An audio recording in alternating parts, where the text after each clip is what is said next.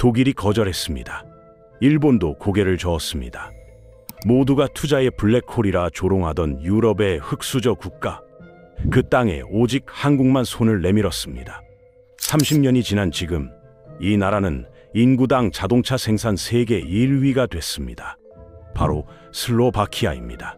선진국 모두가 외면한 곳에서 왜 한국만 승부를 걸었을까요? 그 소름 돋는 이유 함께 파헤쳐 보겠습니다.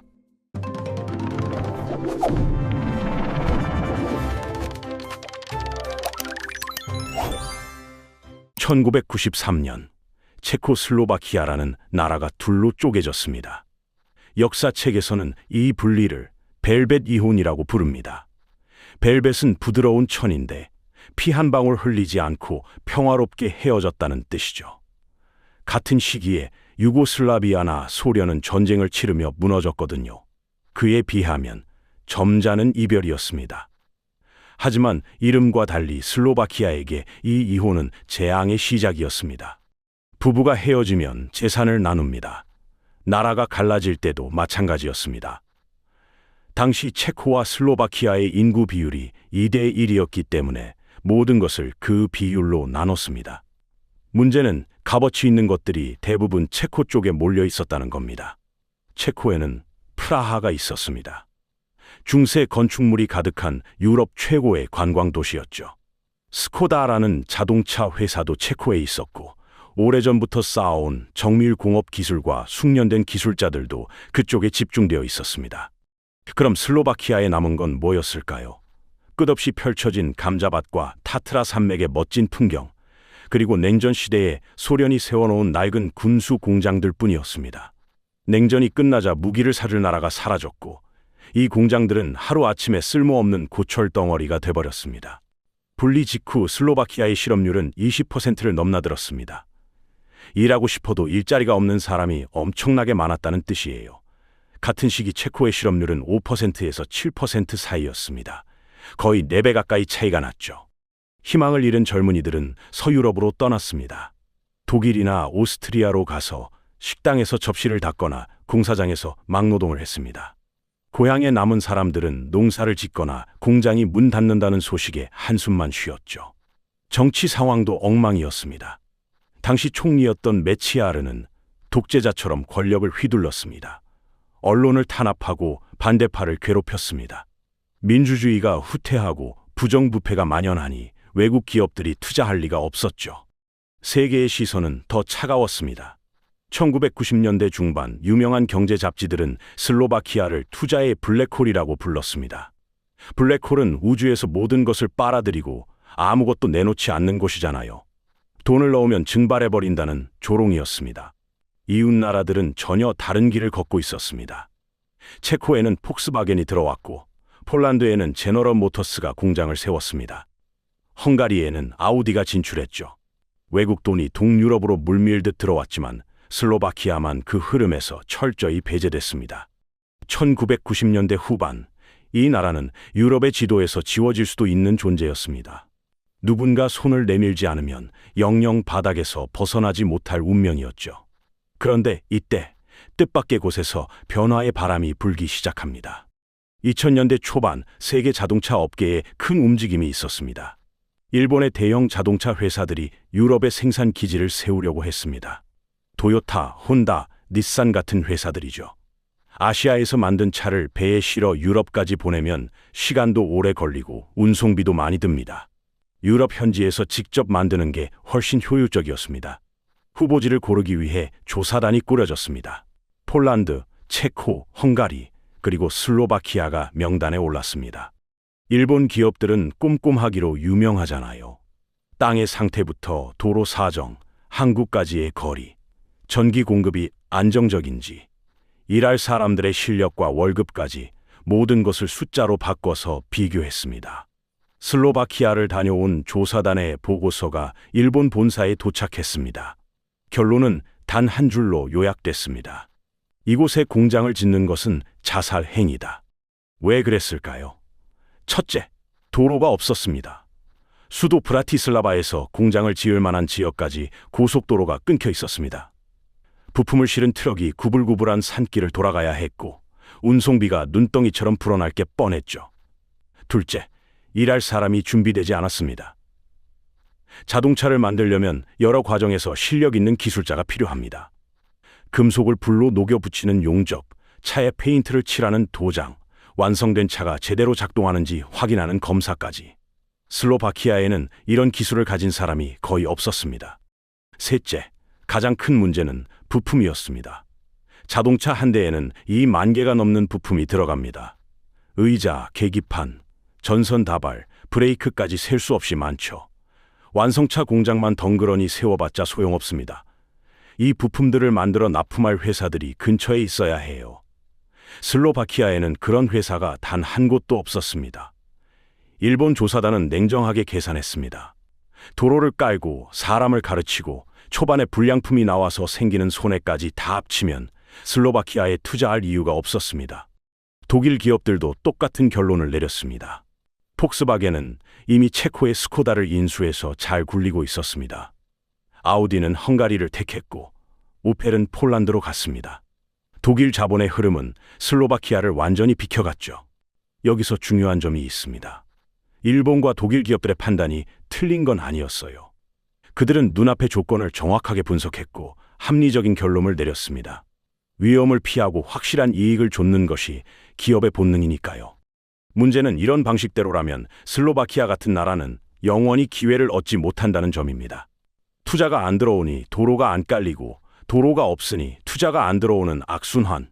가난한 나라가 혼자 힘으로 이 굴레를 벗어나기란 거의 불가능했습니다. 그런데 이 계산법이 통하지 않는 나라가 있었습니다. 완벽한 조건을 찾는 대신 조건을 만들어가는 나라.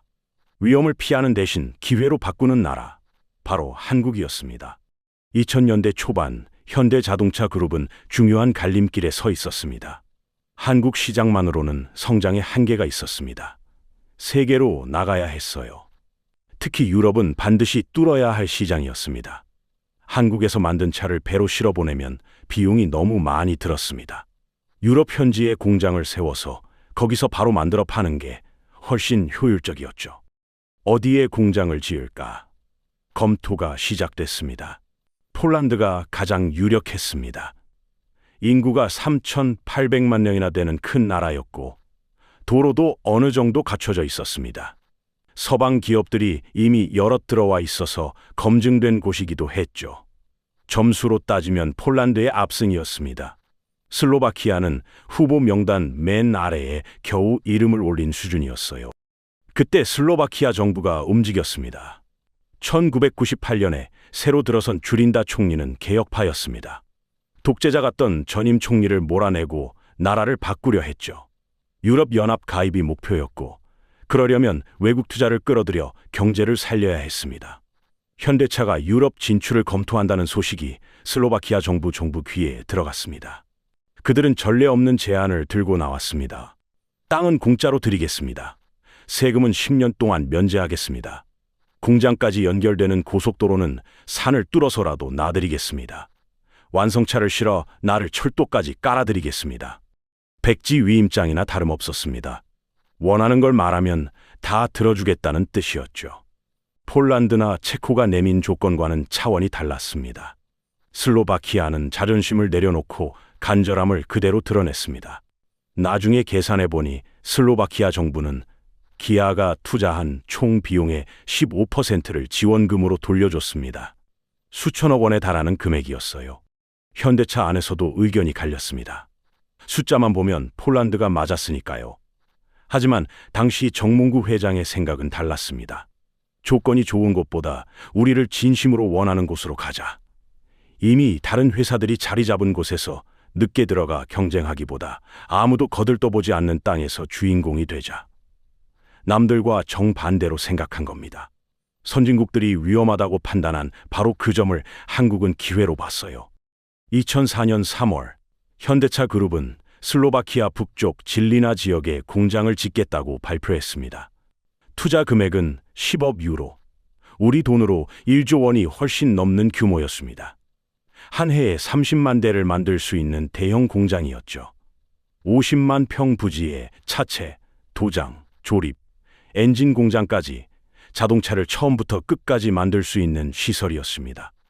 유럽 언론들은 고개를 갸웃했습니다. 왜 하필 슬로바키아인가? 슬로바키아 정부도 약속을 지켰습니다. 공장 근처까지 고속도로가 뚫렸고 복잡한 서류 절차는 파격적으로 간소화됐습니다. 단순한 사업 계약이 아니었습니다. 서로 손을 맞잡은 동맹이 시작된 거예요. 2004년 말 질리나의 공사 현장에 첫 삽이 떠졌습니다. 유럽 자동차 업계에서는 이 정도 규모의 공장을 짓는데 최소 3년, 보통은 4년이 걸렸습니다. 땅을 고르고 건물을 올리고 기계를 설치하고 시험 가동을 하기까지 단계마다 꼼꼼하게 확인해야 하니까요. 현대차 건설팀의 계획은 완전히 달랐습니다. 2006년 말까지 끝내겠다고 선언했습니다. 1년 반 만에 완공하겠다는 거예요. 유럽 언론과 경쟁사들은 비웃었습니다. 불가능하다고 했습니다. 품질을 포기하지 않고는 그 일정을 맞출 수 없다고 봤죠. 하지만 그들은 한국식 공사 현장을 본 적이 없었습니다. 질리나의 겨울은 매섭습니다. 기온이 영하 20도 밑으로 떨어지고 눈이 쌓이면 작업 자체가 어려워집니다. 한국에서 파견된 건설 인력과 기술자들은 그 혹한 속에서 밤새 불을 밝혔습니다. 콘크리트는 온도가 너무 낮으면 제대로 굳지 않아요. 그래서 보온 천막을 치고 난박을 하며 작업을 이어갔습니다. 24시간 교대 근무로 공사를 단 하루도 멈추지 않았습니다. 현지 사람들은 처음에 이해하지 못했습니다. 왜 저렇게까지 하는 거지? 한국 사람들은 잠을 안 자나? 놀라움을 넘어 경악에 가까웠다고 해요. 빠르기만 한 게 아니었습니다. 현대차 그룹은 질리나 공장과 함께 부품을 만드는 회사들을 대거 데리고 들어왔습니다. 현대모비스를 포함해서 의자, 조명, 전자 부품을 공급하는 9개 한국 회사가 공장 근처에 자리를 잡았습니다. 이 회사들의 투자비만 약 3억 유로, 우리 돈으로 4천억 원이 넘었고 3,000명 이상을 추가로 고용했죠. 이건 서방 기업들의 방식과 완전히 달랐습니다. 독일이나 일본 회사들은 보통 완성차 공장을 먼저 세운 다음 부품은 현지 업체를 찾거나 다른 곳에서 가져왔습니다. 시간이 오래 걸리고 품질이 들쭉날쭉해지기 쉬웠죠. 현대차는 아예 한국에서 돌아가던 시스템을 통째로 옮겨왔습니다. 완성차 공장과 부품 회사들이 동시에 문을 열 수 있게 한 거예요. 부품부터 완성품까지 한 울타리 안에서 다 만드는 방식이었습니다. 2006년 12월 질리나 공장에서 첫 번째 양산 차량이 생산 라인을 빠져나왔습니다. 기아 시드라는 이름의 차였습니다. 처음에 약속한 일정을 정확히 지킨 거예요. 유럽 언론의 태도가 바뀌었습니다. 비웃음은 감탄으로 변했고 한국 속도라는 표현이 등장하기 시작했습니다. 진짜 승부는 공장을 지은 다음이었습니다. 빨리 지었으면 품질이 떨어질 거라는 선입견을 깨야 했죠. 여기에 파격적인 카드를 내밀었습니다. 7년 무상 보증. 차를 사고 7년 안에 고장나면 공짜로 고쳐주겠다는 약속이었습니다. 유럽에서 보증 기간은 보통 2년에서 3년이었어요. 7년은 들어본 적 없는 조건이었죠. 품질에 자신 없으면 저런 약속을 못합니다. 그 메시지가 소비자들에게 전해졌습니다. 아무것도 없던 땅에 첨단 로봇 310대가 자동차 뼈대를 용접하는 공장이 들어선 겁니다. 모두가 불가능하다고 했던 일이 현실이 됐습니다. 그렇게 공장이 돌아가기 시작하자 슬로바키아 경제 전체가 움직이기 시작했습니다. 현대차 그룹이 들어오기 전인 2003년 슬로바키아의 한 해 자동차 생산량은 30만 대 수준이었습니다. 2010년에는 57만 대를 넘어섰고 2019년에는 슬로바키아 역사상 최고치인 110만 대를 기록했습니다. 16년 만에 거의 4배 가까이 뛴 거예요. 인구가 약 545만 명인데 한 해에 100만 대가 넘는 차를 만들어냅니다. 2022년 기준으로 국민 1000명당 184대의 자동차를 생산했습니다. 2위인 체코가 1000명당 115대니까 압도적인 차이죠. 기아 공장 하나의 힘만은 아닙니다. 현대차 그룹의 성공을 지켜본 다른 회사들이 슬로바키아에 눈을 돌리기 시작했습니다. 프랑스의 푸조 시트로엥이 트르나바에 공장을 세웠고 영국의 제규어 랜드로버도 니트라에 들어왔습니다. 부품을 만드는 중소기업 350개 이상이 뒤따랐죠. 한국 회사가 길을 연 겁니다. 슬로바키아는 유럽의 디트로이트라는 별명까지 얻게 됐습니다. 나라의 산업 구조가 완전히 바뀌었습니다. 자동차 산업이 슬로바키아 전체 산업 생산의 50%를 차지하게 됐어요. 나라 경제의 절반이 자동차 위에서 굴러가는 셈입니다. 일자리 변화도 극적이었습니다. 1990년대에 실업자가 넘쳐나던 나라가 이제 일손이 부족한 나라가 됐습니다. 자동차 이 일을 하는 사람이 27만 5천 명에 달합니다. 전체 인구의 5%예요. 기아 질리나 공장에서만 4천 명 이상이 일하고 2021년에는 불과 15년 만에 누적 생산 400만 르를 돌파했습니다. 더 중요한 변화는 일의 질이었습니다. 농부의 아들들이 이제 첨단 로봇을 다루는 기술자가 됐습니다. 기아는 현지 기술 학교와 손잡고 사람을 키우는 프로그램을 운영했습니다. 한국식 생산 관리 방법과 품질에 대한 생각이 슬로바키아 노동자들에게 전해졌죠. 단순히 조립만 하는 사람이 아니라 진짜 실력 있는 기술자를 길러낸 겁니다. 세계적인 생산성 조사에서 기아 슬로바키아 공장은 유럽 지역 1위를 기록하고 있습니다. 기아 현지 직원의 말이 인상적입니다. 슬로바키아 해외 투자 중에서 기아가 가장 크기 때문에 한국인에 대한 이미지가 크게 좋아졌다고 해요. 기아 작업복을 입고 다니면 현지 사람들의 태도가 달라진다고 합니다. 질리나 시내에는 한글 간판을 단 한국 식당들이 생겨났습니다. 현지 사람들은 이 지역을 리틀 코리아, 작은 한국이라고 부릅니다. 2004년에는 유럽연합 가입도 이루어졌습니다. 슬로바키아에서 만든 차가 관세 없이 유럽 어디로든 팔려나갈 수 있는 길이 열린 거예요. 자, 여기서 핵심 질문으로 돌아가 보겠습니다. 선진국 회사들은 완벽한 조건을 찾았습니다. 한국 회사는 만들어갈 조건을 봤습니다. 이 차이가 결정적이었죠. 하지만 단순히 사업적 판단만 달랐던 건 아닙니다. 한국과 슬로바키아 사이에는 숫자로 설명하기 어려운 연결고리가 있었습니다. 1950년대 한국을 떠올려 보세요. 세계에서 가장 가난한 나라 중 하나였습니다. 전쟁으로 모든 게 부서진 땅에서 자원도, 기술도, 돈도 없이 맨손으로 시작해야 했죠. 서방 세계는 한국의 미래를 어둡게 봤습니다. 구호품은 보내줘도 투자할 곳으로는 생각하지 않았어요. 그런 한국이 50년 만에 세계 10위권 경제 대국이 됐습니다. 슬로바키아의 1990년대가 한국의 1950년대와 닮아 보였을 겁니다. 공산주의에서 자본주의로 바뀌는 혼란, 이웃 나라들보다 뒤처진 출발선, 선진국들의 외면, 조건이 갖춰지기를 기다렸다면 기회는 영영 오지 않았을 상황이었죠. 한국 경영진은 그 처지를 알아봤고 눈에 보이는 숫자 너머의 가능성을 읽어냈습니다. 현지에서 느끼는 분위기도 달랐습니다. 서유럽 회사들은 동유럽 나라들을 싼 인건비를 쓰는 하청 공장 정도로 보는 경향이 있었습니다. 중요한 결정은 본사에서 내리고 현지는 시키는 대로 조립만 하면 되는 구조였죠. 한국 회사들의 접근은 달랐습니다. 현지 관리자를 키우고 기술을 나눠주고 오래 함께 성장하는 파트너로 대했습니다. 기아 슬로바키아 공장의 성공 비결 중 하나는 현지 직원들에게 권한을 전폭적으로 준 것이었어요. 처음에는 한국에서 파견된 사람들 중심으로 운영됐지만 점차 현지인이 주도하는 문화로 바뀌었습니다. 한국의 빨리빨리 문화도 영향을 미쳤습니다. 처음에 현지 사람들은 적응하기 힘들어했습니다.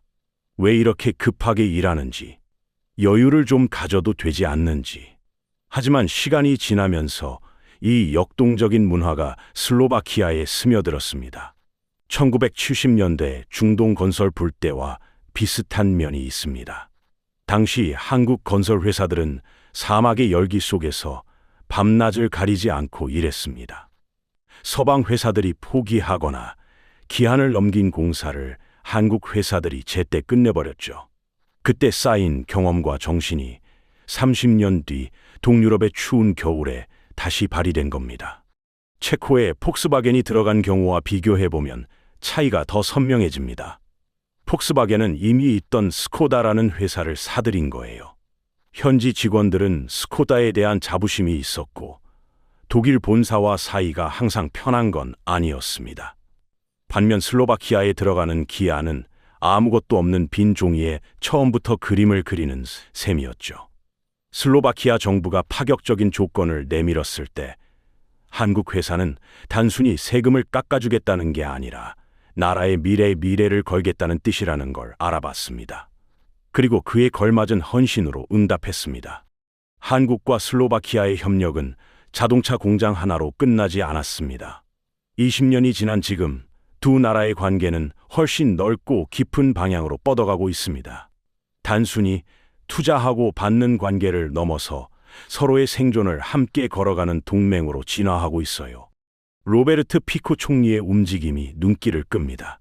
피코 총리는 유럽 안에서 러시아의 우호적인 성향으로 알려진 정치인입니다. 우크라이나 전쟁이나 러시아 제재 문제에서 서유럽 주류와 다른 목소리를 내왔죠.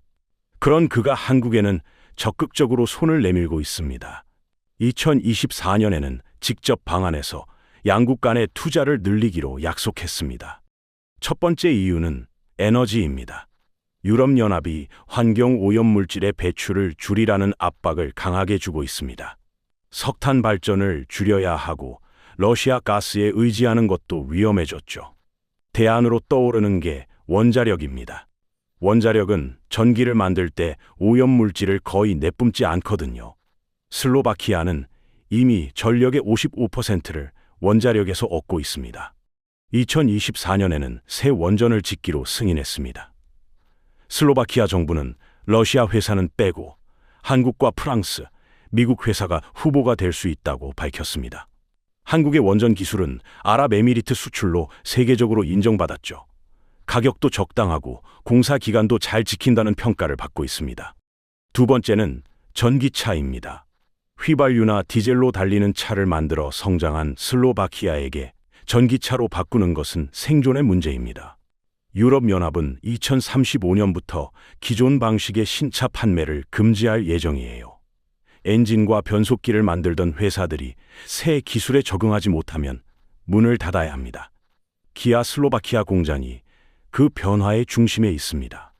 2025년 8월부터 기아 EV4라는 전기차 생산이 시작됐습니다. 기아가 유럽에서 처음으로 만드는 순수 전기차예요. 슬로바키아 경제가 과거 방식에서 미래 방식으로 넘어가는 중요한 다리가 기아 공장인 셈입니다. 세 번째 영역은 무기입니다. 우크라이나 전쟁 이후 유럽의 안보 상황이 크게 바뀌었습니다.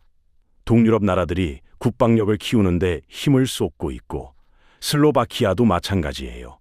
한국의 무기 수출이 급격히 늘어나는 가운데 K2 전차와 K9 자주포가 이웃나라 폴란드에 대량으로 팔렸습니다. 그 영향이 주변 나라들로 퍼지고 있습니다. 슬로바키아는 소련 시절에 받은 낡은 무기들을 새 것으로 바꿔야 합니다. 한국 무기 회사들의 장점은 성능에 비해 가격이 좋고 빨리 납품하고 기술을 나눠줄 의지가 있다는 거예요. 원전, 전기차, 무기, 이 세 축의 협력이 동시에 움직이고 있습니다. 20년 전 빈 땅에 공장을 세우며 시작된 인연이 이제 나라의 핵심 기반을 함께 만드는 단계로 나아가고 있습니다. 그런데 이렇게 좋은 이야기만 있는 건 아닙니다. 성공이 크면 그림자도 깊은 법이죠. 성공에는 반드시 그림자가 따릅니다. 슬로바키아는 한국과 함께 성장하면서 한국 경제가 가진 태생적 약점까지 그대로 물려받았습니다. 한 산업에 너무 많이 기대는 위험이에요. 자동차 산업이 슬로바키아 전체 산업 생산의 50%를 차지합니다. 나라 경제의 절반이 한 산업에 걸려 있는 거예요. 그리고 그 자동차 산업의 심장에 기아 공장이 있습니다. 기아가 기침하면 슬로바키아는 감기에 걸리는 구조입니다. 실제로 2021년과 2022년에 전 세계적으로 반도체가 부족해서 자동차 생산이 막혔을 때 슬로바키아 경제도 함께 흔들렸습니다. 부품 하나가 모자라서 완성차를 못 만드는 상황이 몇 달씩 이어졌죠. 전기차로 바꾸는 것도 기회이면서 동시에 위협입니다. 기아가 슬로바키아 공장에서 새 전기차를 만들기 시작한 건 좋은 소식이에요. 하지만 기존 방식에 맞춰져 있던 부품 회사들 전체가 새 기술에 적응할 수 있을지는 알 수 없습니다. 전기차에는 엔진이 없습니다. 변속기도 단순해지죠. 엔진과 변속기를 만들던 중소기업들, 거기서 일하던 수천 명의 사람들이 새 기술을 익히지 못하면 일자리를 잃게 됩니다. 한국과의 관계가 깊어질수록 의존도 깊어집니다. 원전을 한국 기술로 짓고 무기를 한국에서 사오고 전기차 핵심 부품을 한국 회사가 되면 슬로바키아의 앞날은 한국과 더욱 단단히 묶이게 돼요. 이건 한국 회사들의 위험이기도 합니다. 슬로바키아에 집중 투자한 만큼 이 나라의 정치 변화나 유럽연합 정책 변화에 민감하게 영향을 받습니다. 피코 총리가 유럽연합과 심하게 부딪히면 슬로바키아에 있는 한국 회사들도 불똥이 튈 수 있어요. 그래도 두 나라가 손을 놓을 수는 없습니다. 이미 너무 깊이 엮여 있기 때문이에요. 기아 없는 슬로바키아 경제는 상상하기 어렵고 슬로바키아 없는 기아의 유럽 전략에도 큰 구멍이 생깁니다. 선진국들이 외면한 땅에서 핀 꽃, 그것은 한국인의 땀과 슬로바키아의 간절함이 만나 이룬 결과였습니다. 하지만 한번 성공했다고 끝이 아니에요. 성공을 지키려면 더 치열하게 준비해야 합니다. 전기차로의 변화, 에너지 확보, 국제 정세의 변화, 앞으로 넘어야 할 산이 쌓여 있습니다. 두 나라가 이 도전을 어떻게 헤쳐나갈지 다음 20년이 진짜 승부처가 될 겁니다. 슬로바키아와 한국의 이야기는 조건이 안 갖춰진 곳에서도 기적이 가능하다는 것을 보여줍니다. 선진국들이 계산기를 두드리며 고개를 저을 때 한국은 다른 셈법으로 뛰어들었습니다. 그리고 20년 만에 유럽의 흑수저를 세계 1위로 바꿔놓았죠. 그런데 한 가지 질문을 드리겠습니다. 슬로바키아처럼 한국이 손을 내밀어서 역전에 성공한 나라가 또 있을까요? 아니면 반대로 한국이 투자했는데 쓰라린 실패를 맛본 경우도 있을까요? 여러분은 어떤 이야기가 더 궁금하신가요? 댓글로 알려주시면 다음 영상 주제를 정하는 데 참고하겠습니다. 다음 영상에서는 한국 기업들이 해외에서 벌인 또 다른 승부를 다뤄보겠습니다. 성공만 있었던 건 아닙니다. 뼈아픈 교훈을 남긴 경우도 있어요. 이런 이야기들을 놓치고 싶지 않으시다면 지금 구독 버튼을 눌러주십시오. 구독을 하시면 새 영상이 올라왔을 때 바로 알림을 받으실 수 있습니다. 좋아요는 이 영상이 더 많은 분들께 퍼져나가는 힘이 됩니다. 비슷한 주제에 관심 있는 분들께 추천이 되거든요. 그럼 다음 영상에서 뵙겠습니다. 기대해 주십시오.